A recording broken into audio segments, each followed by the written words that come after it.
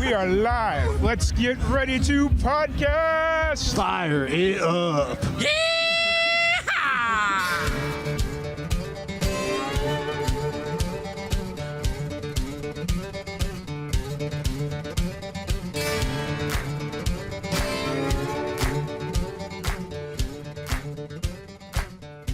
Welcome back to another live and amplified Indie Fusion podcast. I'm your host, Tom Quad. We're back at it again with another amazing podcast.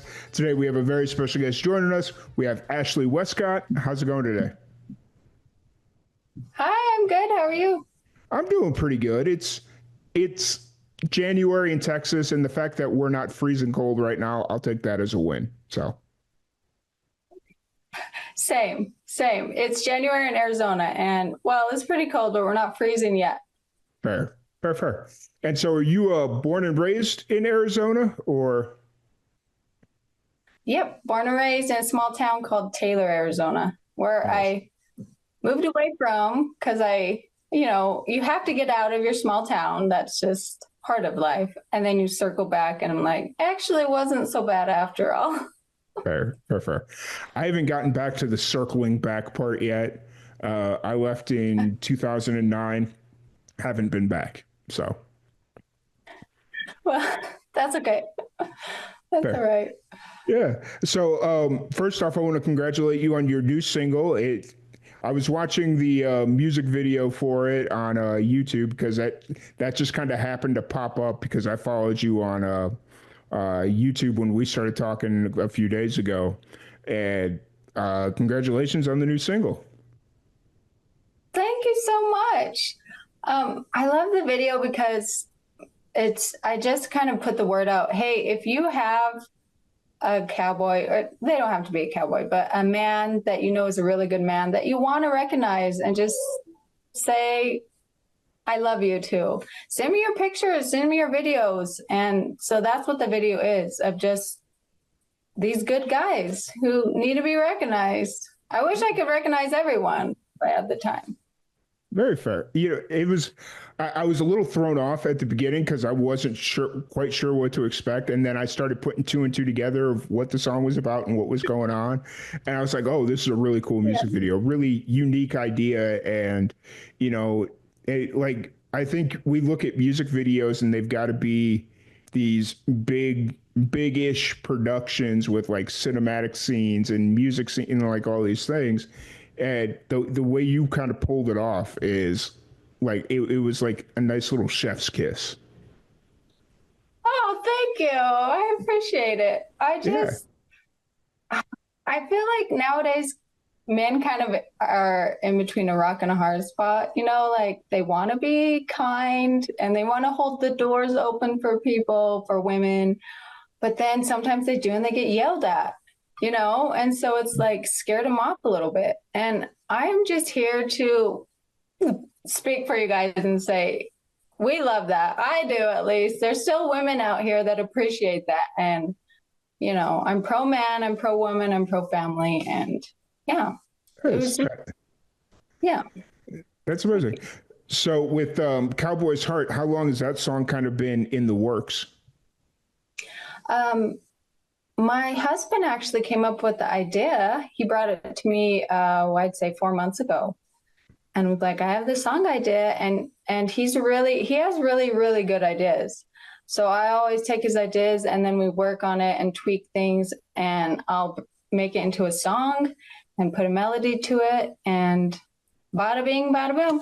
And we were lucky with this one because when we went up to record it, my producer, Jason Wyatt from We the People Music Productions, amazing. He's like, I'm going to send you to somebody just to tweak a few things on this song. So he sent us about an hour away to Mason Douglas. And he's a Tucson native, but he lives up in Nashville now. And he was like a human computer, just, let me try this here, and let me try this word here. And me and my husband were like, what is going on? He's so good. So he really kind of just put the cherry on top with that song. And yeah, we had a lot of good. Nice. I love the name of that studio, We the People. I love it. Yeah, me too. We the people.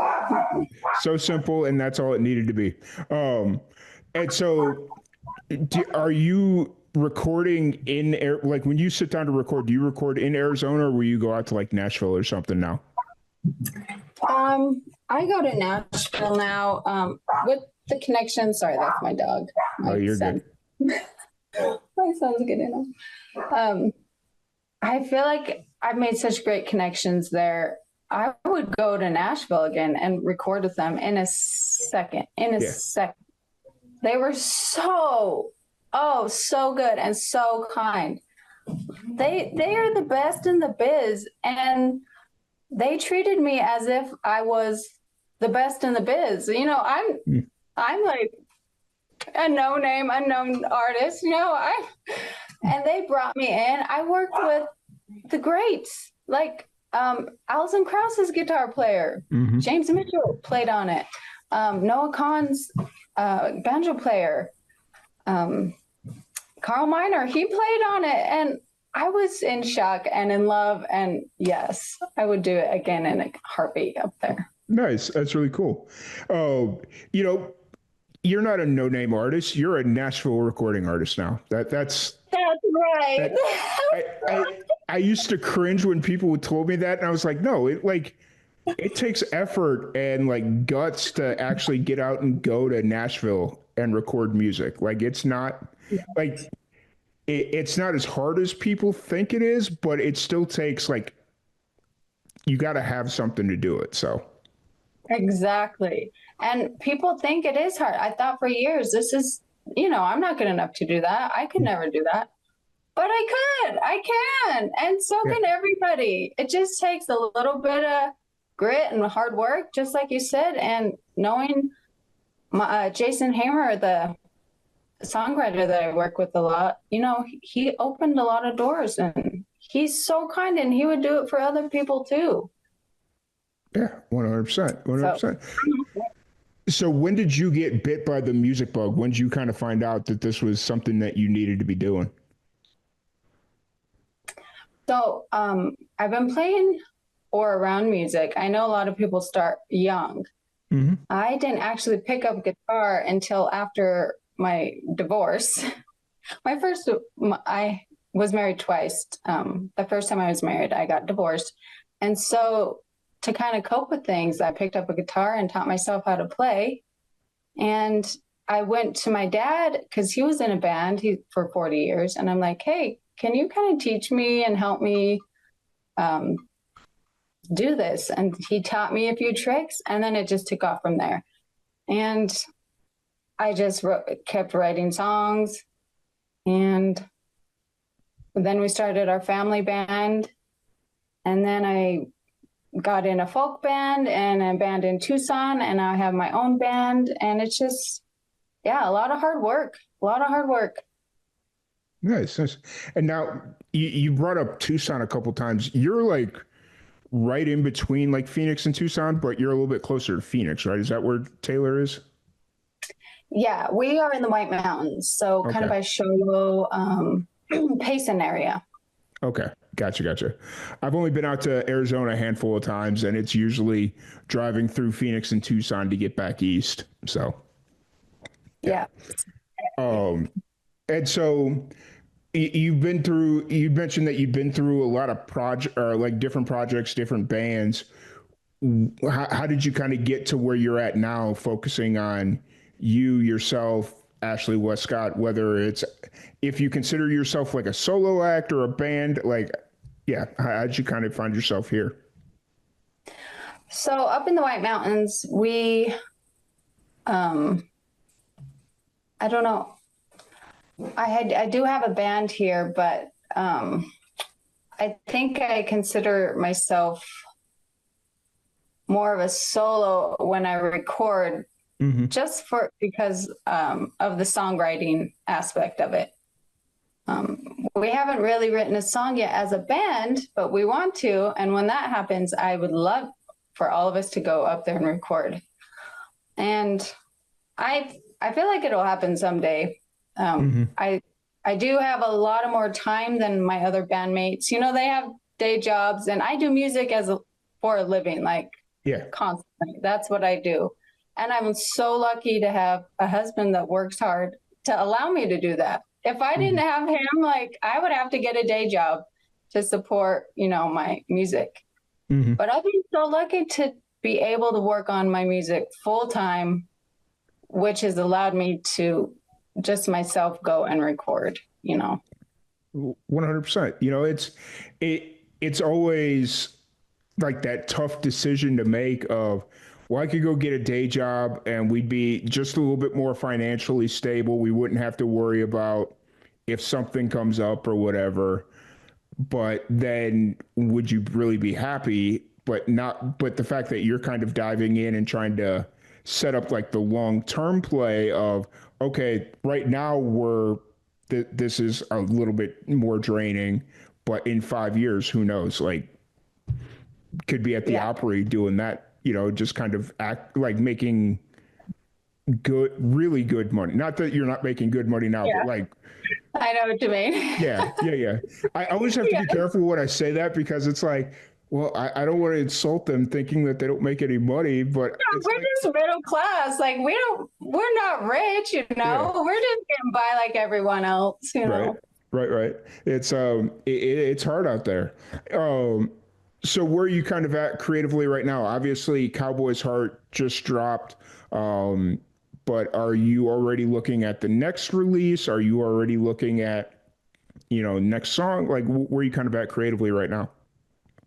Yeah, so I have three more songs to release, and what I really, really appreciated about my producer is that he gave me a list of what to do and how to release my songs. So I have a list of 4 to 6 weeks of real ideas that I need Yeah, to post every single day. Because, not only you have to be a musician, now you have to promote yourself on social media and do all that. And I had no clue how to do all that. And they made it so easy. And they're like, here's paper, here's what you do. And hmm, I just have been doing that. And so I have a few more weeks of promoting Cowboy's Heart. And then I'll go on to my next single, Don't Fall in Love with the Cowboy, which is going to be really cool. nice. And yeah, they have it That's set cool. up so easy. Guys, yeah, it's like once you kind of realize that the content is a driving force behind like the success on social media, whether it's Instagram, YouTube, Facebook, TikTok, whatever it is. It's more about the consistency, and like your content will get its views as you consistently post. You get what I mean? Right. So, Right. and I Mhm. think that consistency is something that a lot of people just assume, okay, I'm going to post one video, it's going to get 20 million hits, and that's going to be that. And it's like, no, it's not always that easy. So, Not that easy. no. It's a full-time job. Honestly, Oh, yeah. that is part of my job is to create content, to even, tell people about it. Hmm. And it was like when you're working on that content, is it more like music video stuff or is it like story time? Like what's kind of the strategy you're taking with content creation? I'll tell you right now, I have my paper on my wall so I can see it every day. For instance, release a Cowboy's Heart across all platforms, did that. Hmm. Thank fans with a heartfelt video message. I just did that before I got on here. Shares behind the scenes footage of the music video, post fan reactions and comments, encourage fans to share content using a Cowboy's Heart, go live, post a recap of the release. So they have it all everything. I don't even have to think about it really. And Nice. it's nice. That is really cool. And you brought up something very important there, like the lives. That's another whole game changer. Like I think especially for musicians, the live streaming. Yes, it feels like that was a very pandemic thing. Like, okay, during the pandemic, we do live streams, but I think it's more important now than it was back in 2020, which is odd to say, you know? Yes. And I haven't done one yet because it makes me so scared to even think of going live. But I'm going to do it. I'm going to do it. What makes you scared to go I live? don't Like, know. I don't know. I've never done it. And so I guess fear of the unknown. Have you ever yeah, you've gone live, yeah. haven't you? Yeah. Oh, I go live all the time. Yeah. It's just one of those things for me. Like when I originally start, like especially Instagram lives, like doing Twitch and stuff like that. That stuff's super easy because it's like I'm going on there because I've got a podcast or I've got, whatever it is. So like it's the format's already set. Whereas like for Instagram Live or Facebook Live, if I don't have something readily available, then I just come off like I was afraid I'd come off like a bumbling idiot because it's like, oh, I'm talking about like nonsense things. But Yeah. realistically, it's just, especially right now, since you have something to talk about, just kind of work out like, okay, if nobody shows up and I'm just kind of talking to myself, let's Yeah. work this video in a way that if I share it, they didn't have to be live with me live to get value out of it. Does that make sense? Yes, that makes sense. So, and so with like my Instagram lives and stuff, that's what I do now. Is like I go on there with the point of doing something specific, whether like the last one of the last ones I did, which I think you randomly came across, was talking about um music distribution. I think that was the one that I saw you like over on our Instagram page, was about music distribution and how people are approaching Spotify analytics wrong. It was something that I got on a high horse on and on a podcast, and I think the guest kind of took it the wrong way. Um, Uh, and it's like, no, I need to explain this whole thing. And so, did um, I say that? no, What? no, no, no, no, no, Oh, no. okay. Completely different guy. Like, Okay. Like, no, did I?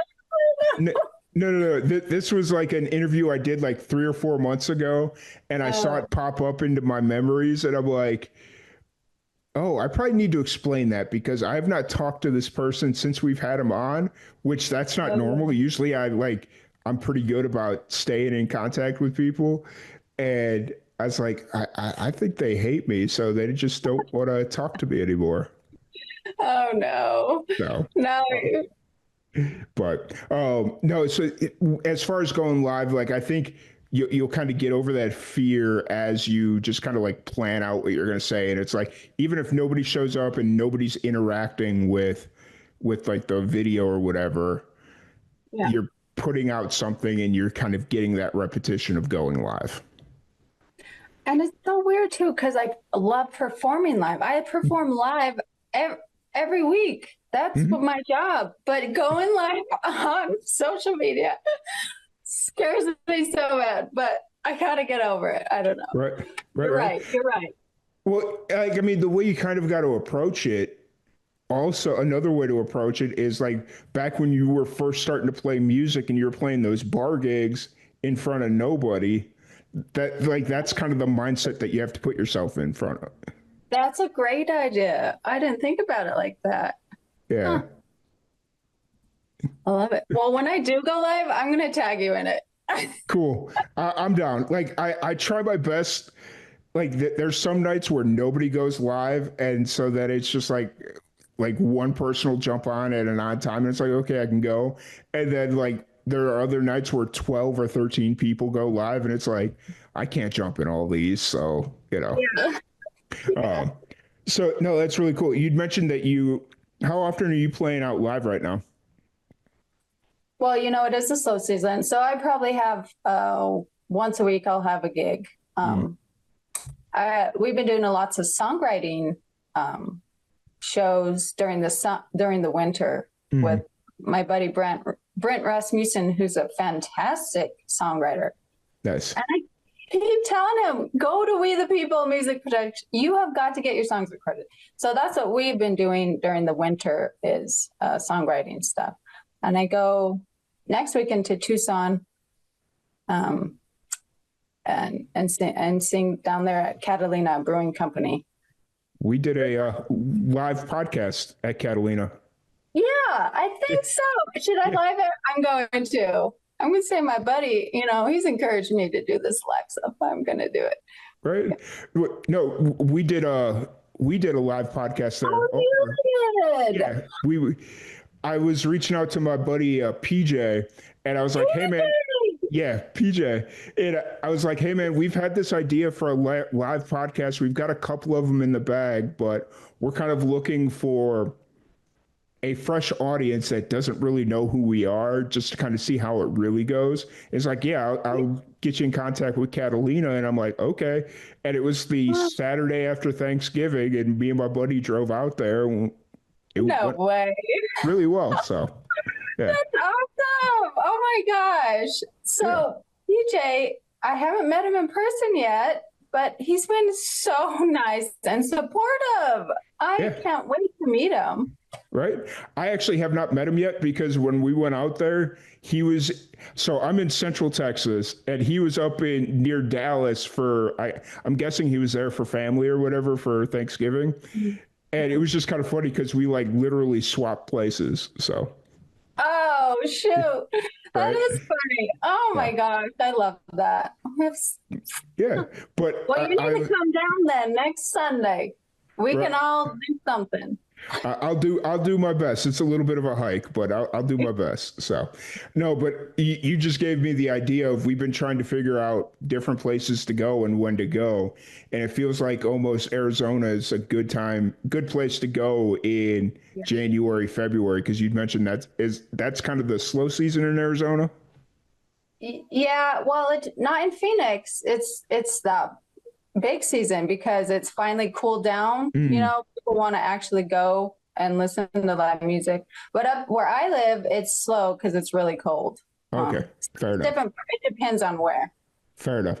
Okay, so like if we were to go up to like Flagstaff or something, it would probably be a little bit slower. Well, Flagstaff's a pretty happening spot for music, okay. So fair. I think you're good there any time of year. That's fair. It's just one of those things we're always looking for new places to go. And it's just funny you brought up Tucson. And it's like, well, let's take a shot in the dark here and see how this goes. So. I know. I play down there all the time. I love it down there. Yeah, it's really cool. I hope to be able to go back consistently. I won't say all the time or whatever, but just like if we can go once or twice a year, Tucson is a really cool place. So. Yeah. And if you do, let me know because I would love to drive down and hang out. Oh yeah, I will definitely. Like it's been really cool. Like during the pandemic, I felt like we had a really cool inn out in Arizona. Like we had a few friends that we made that were out there, and they were like, "Oh yeah, if you ever make it out here, go here or go here." And then once the pandemic hit, everybody kind of left Arizona. Oh yeah. Like. Because they were down there with their family or whatever. And it's like, okay, so we kind of lost majority of our contacts there. And then, but I never really lost connection with PJ. And I was just kind of like, hey man, I reached out to him and just, now we're starting to get in and we're meeting some musicians out there. And so it's really cool. It is cool. Oh, I could introduce you to PJ. Is been so nice, so kind. And I would love to introduce you to these White Mountain musicians. They're so fun. Yeah, we could have a lot of fun down here. So get on over here. I will. We'll definitely offline that conversation because we're trying to build out a little live podcast tour in July. The only issue is it's over 4th of July weekend, so it's just kind of like, that sounds fun. So. Yeah. Oh, so kind of looking forward, obviously right now is a little bit of a slow season. You mentioned that you're kind of more in a writing mode right now. Is that accurate? Yeah. Yep. I'm always working on something. We kind of just keeping in from the cold and writing more songs and really I'm just really trying to hit the pavement and get my PR kit. And I've just been sending out to everyone and anyone and sending my song to all the radio stations I can find and just a blast of anywhere. And I just actually signed up to have it be looked at on the charts for Country Music Association. And they got back with me and was like, we'd love to have you as a member. And yeah, so I'm just always thinking of new ways to get out my name out there, you know. Oh yeah, 100%. Well, if you become a CMA member, maybe we'll see you out at CMA Fest in June. Yeah, it's in June. I don't Are know you why. going? I'll be Are you there. Yeah, going? I'll be there. Oh, you are. Yeah. Oh, that's awesome. Yep. I'm actually getting ready to head out to Nashville in about, well, I guess it's about a month. I'll be out there for CRS. So Okay. yeah, Wow.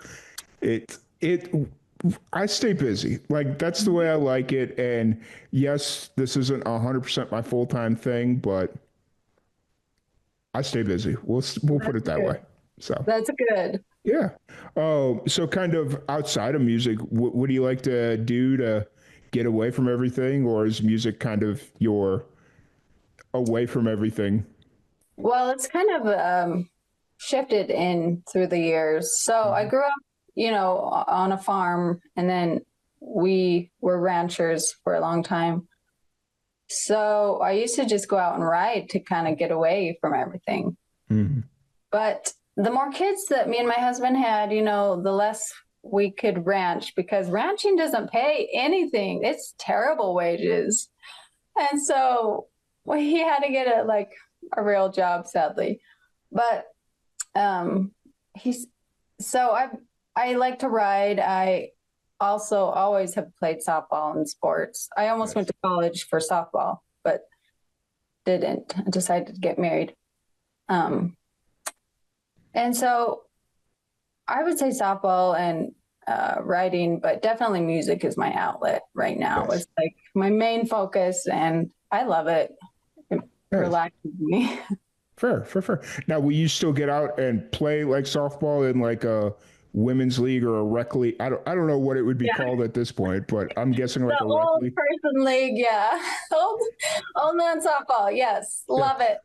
Well, because like my buddy's dad used to play like men's league, and so it was like the slow pitch underhand softball, Yeah. and that's what it was called. But I've never seen like a women's softball league get to that same caliber. So I was like, I don't know, is it a Yeah. rec league? I don't know. So Sports is so serious down here in Snowflake and Taylor. I tell you what, we have a women's league, mhm. we have a co-ed league, and our co-ed team literally wins it like every year. I ain't Nice. gonna, we're pretty good. But I don't know, this year was the first year in all my life that I haven't played because I've just been so busy with music. A little sad, but that's okay. Yeah. Hey, I mean, you could always go back to it. Like, True. I've seen people take like that year or two rest and then they come back and they're better than ever. So, Yeah. you know, it's Yeah. like their body needed that time to heal or whatever. And it's like, oh, okay, I see what you did there. So, Yeah. nice. Um, so before we wrap this up, you'd mentioned that you've got some more songs that'll be coming out. Do you know when the next song will release, or is that still kind of TBD? Ooh, I do. It's gonna be February. I want to say, where's my note? I want to say the end of February Okay. is going to be um, my next release. And I wrote this one with Jason Hamer, Hmm. very, very talented the songwriter. Nice. Yeah, it has a different vibe. I can't even explain the sound of it. The guys up in Nashville was like, what even is this genre that you would call yourself? And I'm like, I don't know, but I think I'll just make it up and say desert country. How about that? Fair. Desert country. That's what they are. I love the fact that there's like a whole desert subgenre of music going on right now because my buddy's band, they were trying to figure out what they were going to call themselves, and they're like, well, we're kind of falling under this like desert rock sound, and I'm like, I don't even know what that is, but that sounds cool. Sounds so cool. Yeah, what is desert rock? Now I want to go. I want to hear what that sounds like. Like I don't even know what like it almost feels like a little bit of new metal, but like 70s, like that Jimi Hendrix. It's got a little bit of haze on it, a little bit. So Okay. yeah, I don't know. At least when you say desert rock, that's what comes to my mind. Is it's like it's a little bit heavier, but it's got like that haze, like a little bit. And I don't even know if haze makes any kind of sense. So It does, but I don't know how to explain how it makes sense, but it makes sense. Yeah. fair, fair. Um, but you know, it's one of those things where I love that like people are finding their own ways to define their music. Like this is a conversation I've had 100 and a half times. Like, I bet. Yeah. yeah, the the subgenres. While I used to get annoyed by it, it's actually really cool because it's like you're not holding yourself to like the traditional. Oh, I'm a country artist. Well, Yeah. there's so much more to it because everybody kind of grew up in a world like a lot of the musicians that are coming up or that are in their 30s, 40s, they grew up in households where it wasn't, oh, we just listened to jazz music. It's like, oh, dad listened to country music, or mom listened to pop music, and then my brother listened to rap, that sort of Mhm. situation. So, Yep. but um, Exactly. it's really cool to kind of see the influences come out. I I did not even know Americana existed until like 2 years ago Mm. when I heard Sturgill Simpson Hmm. and Charlie Crockett. It stopped me in my tracks, and I'm like, "What is this? What is this new? Is this old? Where? Who?" And so I did, my deep dive as Hmm. one does, and it just because at that time I was kind of depressed about like what was I going to do with music? Am I going to do this for real? Like, am I going to be playing bar gigs the rest of my life for like Hmm. $50, Until I heard them, and I'm like, that's what I'm going to do. That Hmm. whatever that genre is, that's what I'm doing. And ever since then, it's just been go, go, go. Right. I had a purpose, a clear path of what I wanted to do and my influences. And I just am so grateful for all the other artists who inspire us. 100%. You brought up Charlie Crockett. I got to give that man a handshake. Like, I just want to, like, I don't care if I ever get to sit down and interview him. I just want to give that man a handshake I because know, his I music know. is incredible. So good. It's so good. I know. And some of the stuff that he's gone through just on a personal level, it's like, I just want to give that man a handshake. Like, that's all I want to do. So, Exactly. I feel the same way. I wonder how many other people feel the same way. hmm. You can Right. hear it in his songs, like Oh, yeah. for sure. Oh, yeah. It's crazy. He used to come out to, so I lived in Roswell, New Mexico for a few years. And he Okay used with to, the yeah, yeah, yeah. Um, and he used to come out and play shows in Roswell right around the time that I was leaving. And then, like, as I left, um, I never got a chance to see him play because every time that he was there and I was in town, I was busy doing something. And then I got a notification from my buddy. He's like, hey, this is his last show here because he's getting ready to go on like a national tour and we're not going to be able to afford him. Oh my gosh. And I was living in Florida at the time and I was like, man, I just cannot justify going from Florida to Roswell, New Mexico to go see a show. And now it's just like, dang it, I probably should have done that. So, Oh dang. yeah, Well, I mean, you didn't know, yeah, we didn't know at the time. right. Um, he filmed one of his videos 30 miles away in Nice. Holbrook at the rodeo grounds. Hmm. And somebody, I don't remember who, sent me that video years ago Hmm. before he blew up, and he's like, here, listen to my friend, he just recorded this. And I remember watching it and being like, oh, it's a cool song. Yeah, great. It wasn't one of his better ones. And then later, years later, I'm like, wait, that's the guy. Oh, he just had grown so much and gotten top tier level Yeah. by then. Oh yeah. Oh So yeah. So, who are you listening to right now that's really inspiring you? Like who's kind of on your Spotify playlist or however it is you consume music? Sierra Farrell, of course. Hmm. Oh, love her. I just am transfixed every time she sings. And I'm like, I just love her. Hmm. She's her totally herself. She does her thing and it's a little weird and I love it. I Hmm. love it. It's mesmerizing. She has a voice of an angel. Who else? Tyler Childers, of course. Hmm. Amazing songwriter. Oh yeah. Um, Sturgill, Charlie. I have all of his albums. And he has a lot of albums Oh yeah. before he finally got big, which I think is amazing. It gives me hope still. Right.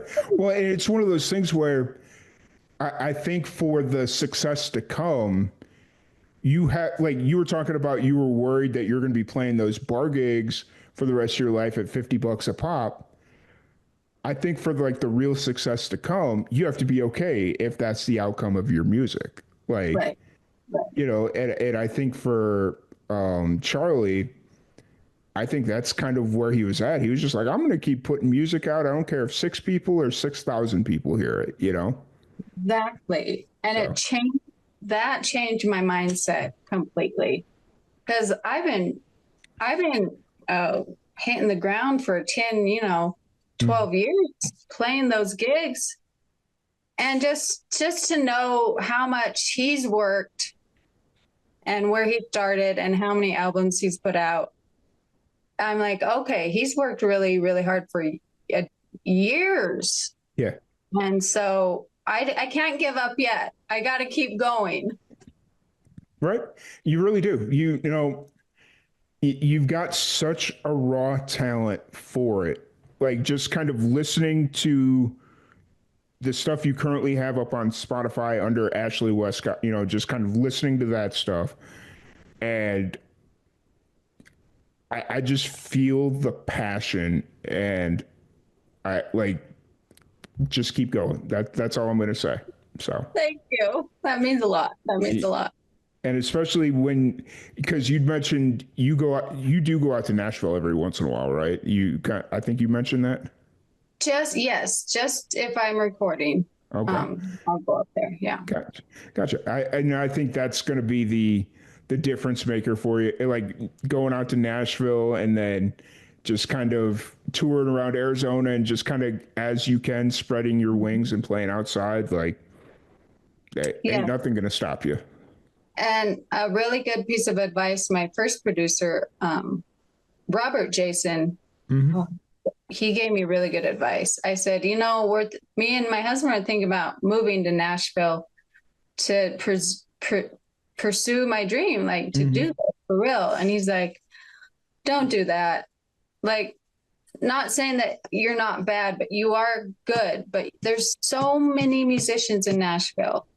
Why Hmm. not stay in Arizona and make your name in Arizona? Start Hmm. there where you live and then spread out if you have to. But Yeah.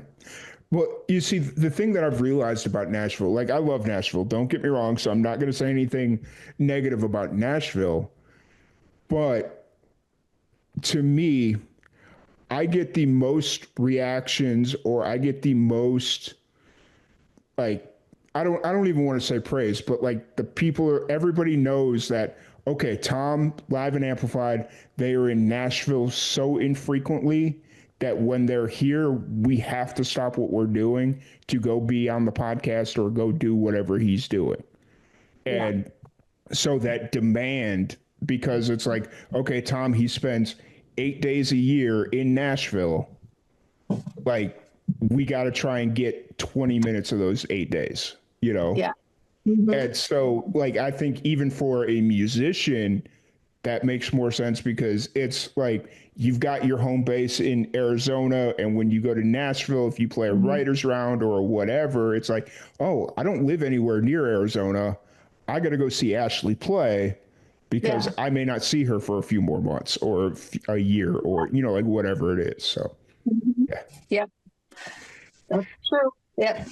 It's all, and I hate turning this into a business, but it is the music business. It's a whole Oh, it is. supply and demand thing. So, Yeah.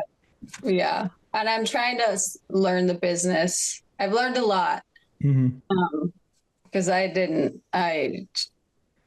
you know, yeah, I've Fair. slowly learned the business. Yeah. Fair. I completely understand.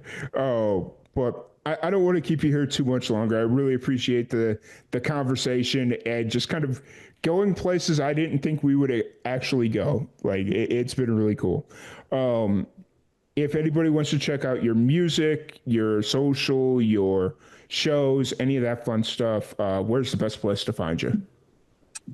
Um, well, I have my website, ashley-westcott.com, and that has everything on there. Or you can go on to Spotify or iTunes just under Ashley Westcott, Westcott.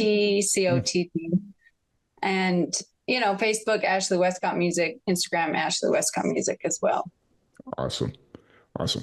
Well, once again, thank you so much for joining us. I absolutely appreciate you. Thank you, everybody, for tuning in, and we will catch you all later. Thank you so much for having me.